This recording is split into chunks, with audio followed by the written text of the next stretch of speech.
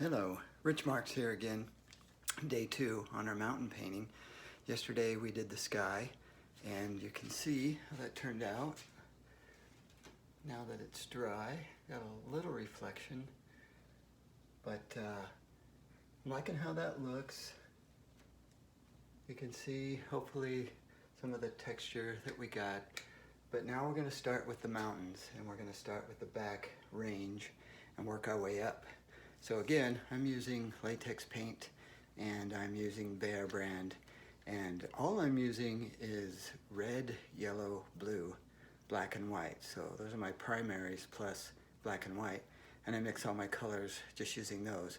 So what I'm going to do is I'm mixing a little bit of red, a little bit of blue, and then some of the sky color to give me the ambient light that I need to make these background mountains light and to look like there's atmosphere coming through them. So every time I do a scenic, I always mix my sky color in with my background mountains or hills or whatever, because it gives it that nice atmospheric look. So I'm gonna grab some paint now and get to it.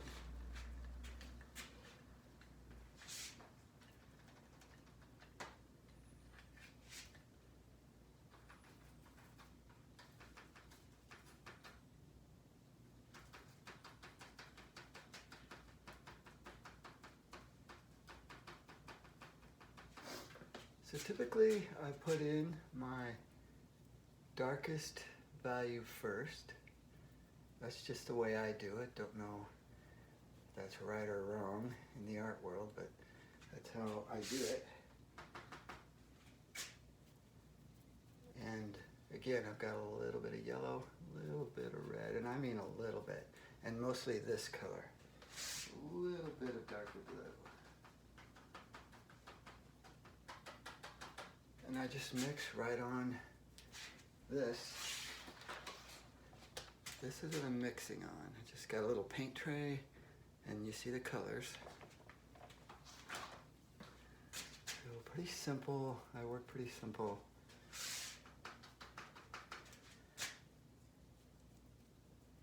I try not to be caught up in the details right now.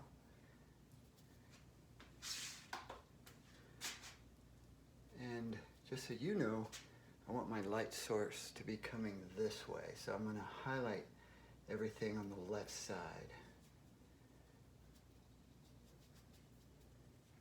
Again, this moves very quickly. That's the point of this tutorial, is how you can do a fairly realistic scene moving quickly. That's what we're trying to achieve. I think as I'm going, see, I want a little bit more red in this. That might be a bit much.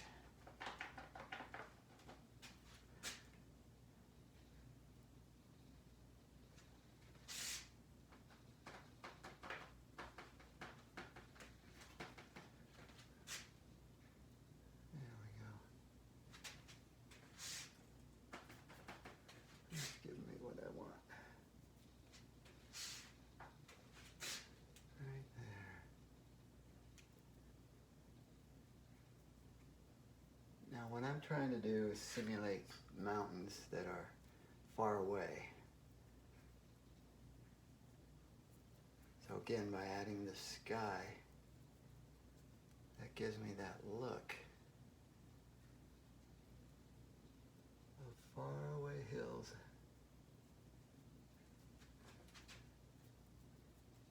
I don't know if you can tell, I got quite a few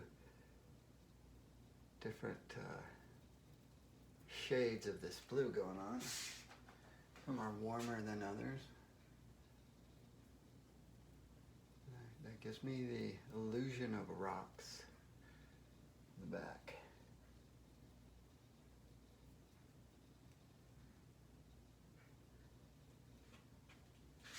And then we got one guy over here.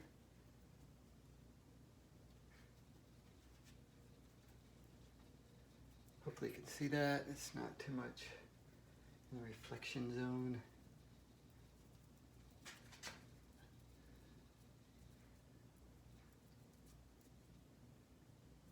So this is pretty much my midtones, my darker tones. It's so subtle, but that's what you want at the stage.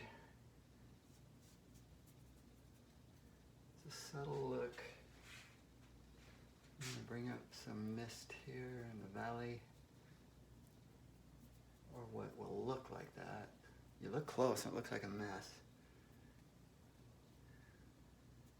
But there's a method to this madness.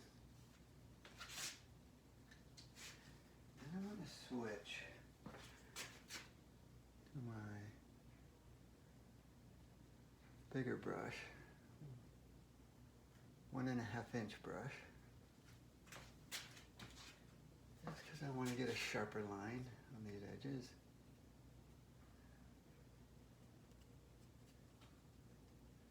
Again, knowing that this right side will be shadowed. Some light source coming this way.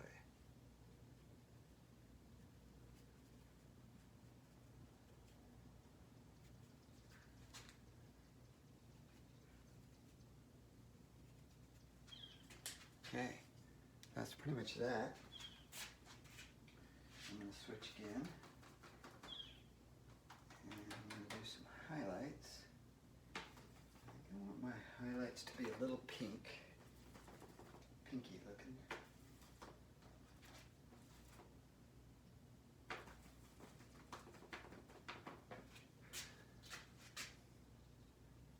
And then just come in. And these definitely might not be light enough. I'm going to add a little bit of white to my pink color.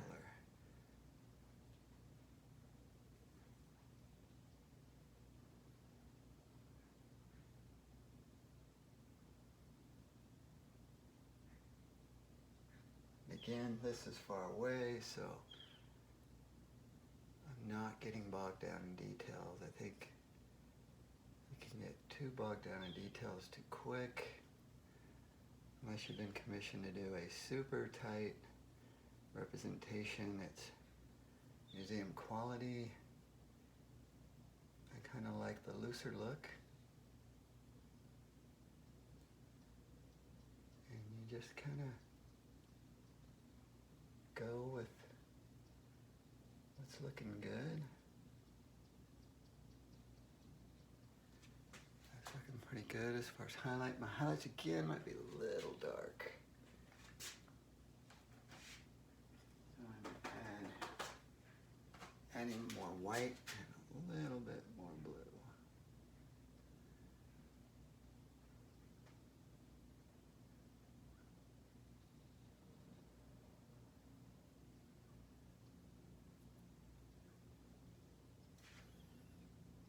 This guy, I want it to look like it's coming down here.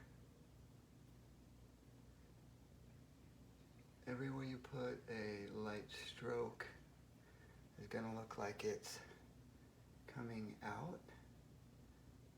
Darker ones look like they recede. So it's all just about light and dark, pretty much. I know that's simplifying things greatly, but basically what it boils down to. And then I'm going to come in here. My paint's already drying, so I'm not getting a good mix going on, so I'm going to come back in with some of that darker color. Get that. Blend.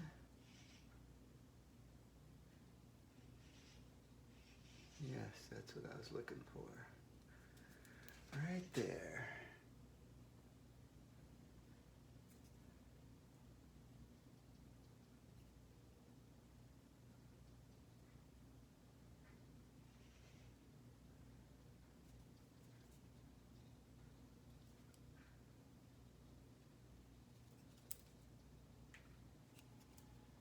If you've ever been hiking in the mountains, you know that when you're looking far away, everything becomes faded.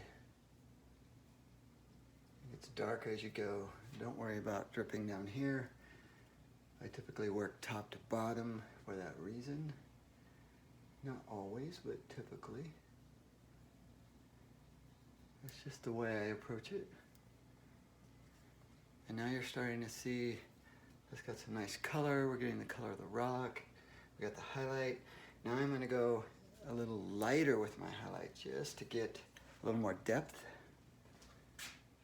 So I achieve that with some white. I'm going to grab just a smaller brush. This guy's going to do really well.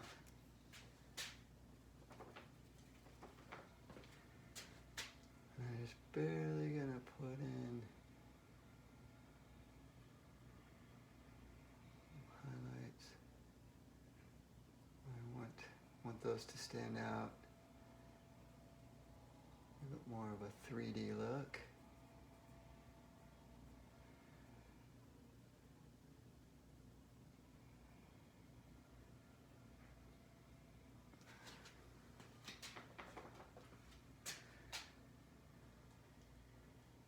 Hopefully you're able to see the subtleties in this. But you could easily do this with acrylic. Oil would react a little differently, but acrylic is, to me, is fairly similar to the latex. I'm using latex because I mostly do murals, and I want to show the techniques I use while I do the murals. So I'm doing latex on board. This is pretty much representative of how I approach my murals. I'm able to move pretty quickly, but yet still achieve a realistic quality, but also an artistic quality. I like the artistic quality because if you're going to go so realistic, why not just take a photo? But, you know, sometimes as an artist you get hired to do that.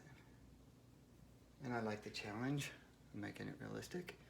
But I can see, looking here, you are picking up on camera this nice highlight here, and that's giving us a nice feel, these background mountains.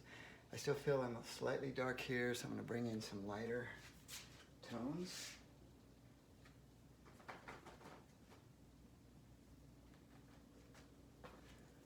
How about?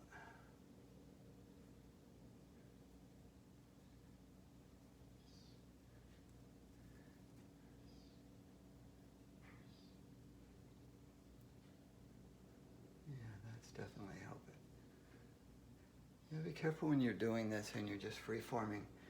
You don't get caught into a pattern of doing dots and highlights spaced evenly throughout. That doesn't look so natural. All right, that's looking pretty good. So now the next thing we would do, and I'll probably save this for the next time we film, is I start adding darker colors. I start adding less, I should say I add less of the blue sky, and I start using the blues and the red and the yellow more saturated. And then as we come up closer and closer to the viewer, I use more saturated colors to where they are. I'm also introducing black into the foreground. It really gives you a nice depth, a nice perspective. So anyway, that's it for today, and I'll see you next time.